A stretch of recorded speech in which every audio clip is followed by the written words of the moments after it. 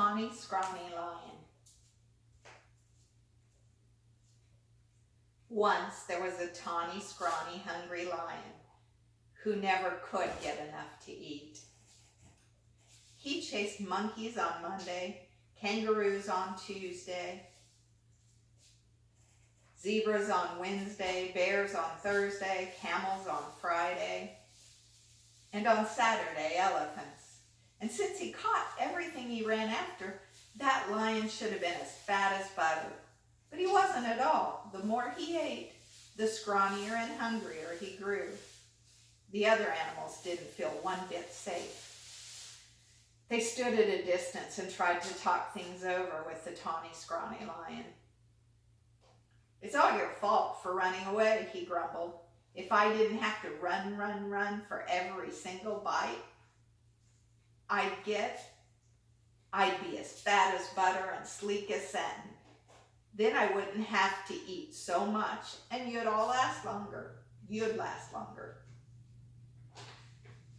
Just then, a fat little rabbit came hopping through the forest picking berries. All the big animals looked at him and grinned slyly. "Rabbit," they said. "Oh, you lucky rabbit. We appoint you to talk things over with the lion." That made the little rabbit feel very proud. "What shall I talk about?" he asked eagerly. "Any old thing," said the big animals. "The important thing is to go right up close." So the fat little rabbit hopped right up to the big hungry lion and counted his ribs. "You look much too scrawny to talk things over," he said. "So how about supper at my house first?" "What's for supper?" asked the lion. The little rabbit said, "Carrot stew." That sounded awful to the lion, but the little rabbit said, "Yes, sir. My 5 fat sisters and my 4 fat brothers are making a delicious big carrot stew right now." "What are we waiting for?" cried the lion, and he went hopping away with the little rabbit, thinking of 10 fat rabbits and looking just as jolly as you please. "Well," grinned all the big animals, "that should take care of Tawny, Scrawny for today." Before long, the lion began to wonder if they would ever get to the rabbit's house. First, the fat little rabbit kept stopping to pick berries and mushrooms and all sorts of good-smelling herbs. When his basket was full, what did he do but flop down on the river bank? "Wait a bit," he said. "I want to catch a few fish for the stew." That was almost too much for the hungry lion.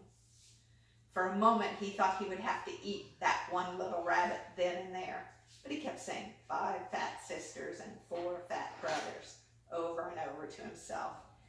And at last the 2 were on their way again. "Here we are," said the rabbit, hopping around a turn with the lion close behind him. Sure enough, there was the rabbit's house with a big pot of carrot stew bubbling over an open fire. And sure enough, there were 9 more fat, merry little rabbits hopping around it. When they saw the fish, they popped them in the stew, along with the mushrooms and herbs. The stew began to smell very good indeed.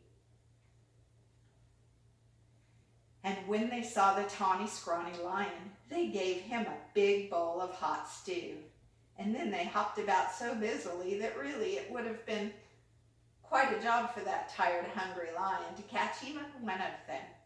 So he gobbled his stew, but the rabbits filled his bowl again.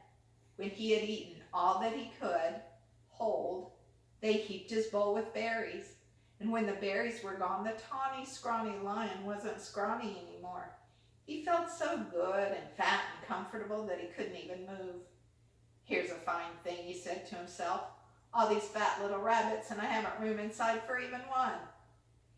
He looked at all those fine fat little rabbits and wished he could get hungry again. "Mind if I stay a while?" he asked.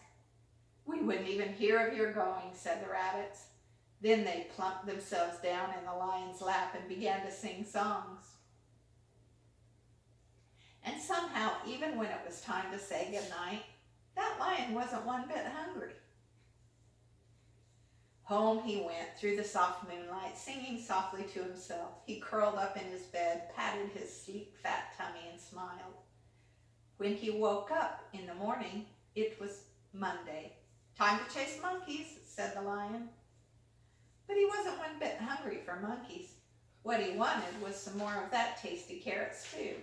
So off he went to visit the rabbits. On Tuesday, he didn't want kangaroos, and on Wednesday, he didn't want zebras. He wasn't hungry for bears on Thursday, or camels on Friday, or elephants on Saturday.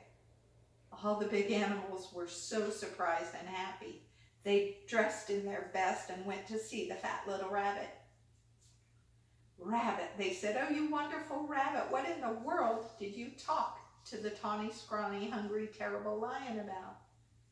The fat little rabbit jumped up in the air and said, "Oh my goodness, we had such a good time with that nice jolly lion that I guess we forgot to talk about anything at all." And before the big animals could say one word, the tawny lion came skipping up the path. He had a basket of berries for the fat rabbit sisters, and a string of fish for the fat rabbit brothers, and a big bunch of daisies for the fat rabbit himself.